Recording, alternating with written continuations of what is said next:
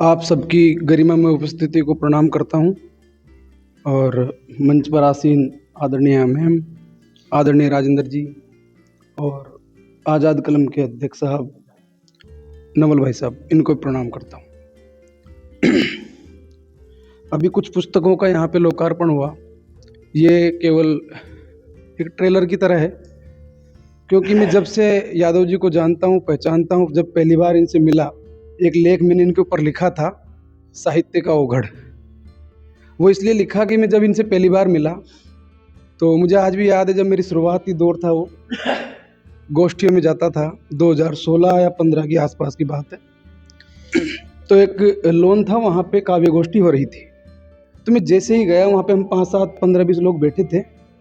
तो मैं देखता हूँ कि एक आदमी आता है सामने से, सादा चप्पल पहने हुए हैं, एक सादा ड्रेस में है, दाढ़ी बढ़ी हुई है और 2-3 किताबें हाथ में हैं, और हाथ में एक मोबाइल तो है ही, साथ में एक मोबाइल की तरह दिखने वाली डिवाइस और उस पर एक डोरी जुड़ी हुई थी, तार जुड़ा हुआ था, चश्मा माथे पे लगा हुआ, और सादा सी भाषा में आए और बैठ गए।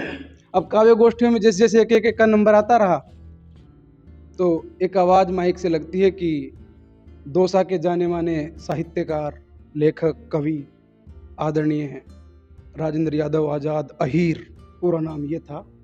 राजेंद्र डॉक्टर अब लगा है बाद में, अभी डॉक्टर की इनको मिली है। राजेंद्र यादव आज़ाद अहीर मंच पर आए और वो अपना काव्य पाठ करें। जैसे ही यादव जी का नंबर आता है तो सीधी सी साफ सी भाषा में कहते हैं कि मैं कोई कवि अभी नहीं हूँ, मैं एक भड़ासिया हूँ। तो मैं बड़ा आश्चर्यचकित हुआ उस टाइम पे कि मैंने कहा, यार भड़ासिया हैं, कवि नहीं हूँ, मैं कोई साहित्यकार नहीं हूँ, यार ये कैसा आदमी है यार, ये कवि तो हो नहीं सकता। कवि ऐसा होता है नहीं, कवि होता है सूट बूट में हो, पैंट वैंट अच्छी पहनी हुई हो, बेल्ट लगा हुआ हो, मतलब एक दिखने वाला हो। पर उसके बाद में जब मैंने इनके बारे में सुना, इनकी किताबें कुछ मेरे सामने आई, मैंने उनको पढ़ना शुरू किया, तो वास्तव में इनका व्यक्तित्व में बड़ा प्रभावित हुआ और मैं इनको अपना आइडियल भी मानता हूँ और मानता रहूँगा। और जो इनके नाम में आज़ाद लगता है, वाकई इनके नाम को बिल्कुल सूट करता है। और इनकी जितनी भी किताबें आई, चाहे वो भ्रष्टाचार ग्रस्त राजनीति हो, कुर्सी की महाभारत हो, और एक और इन्होंने कोरोना काल पे लिखी थी, लॉकडाउन का भारत, वो भी शानदार किताबें, मैं कहता हूँ वो तो आपको पढ़नी चाहिए।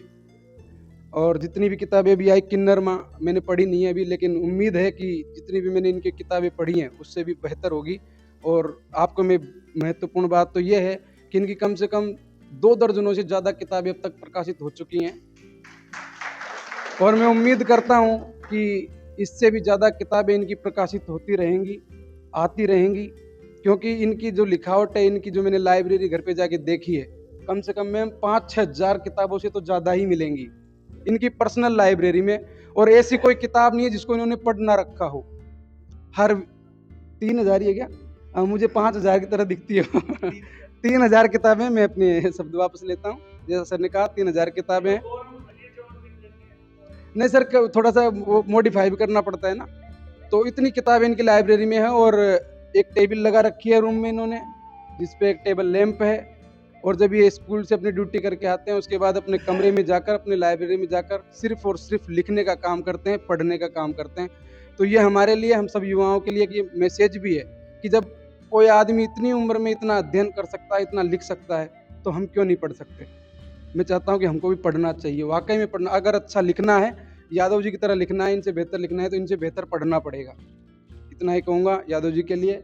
आप सभी का आभार। हमारा सौभाग्य है कि आप लोगों का सानिध्य हमको मिल रहा है और हम कुछ सीख पा रहे हैं, इसके लिए बहुत बहुत आभार। धन्यवाद सर। धर्म मजहब छोड़कर इंसानियत पे करिए गौर। आजाद कलम, एक कदम मानवता की ओर।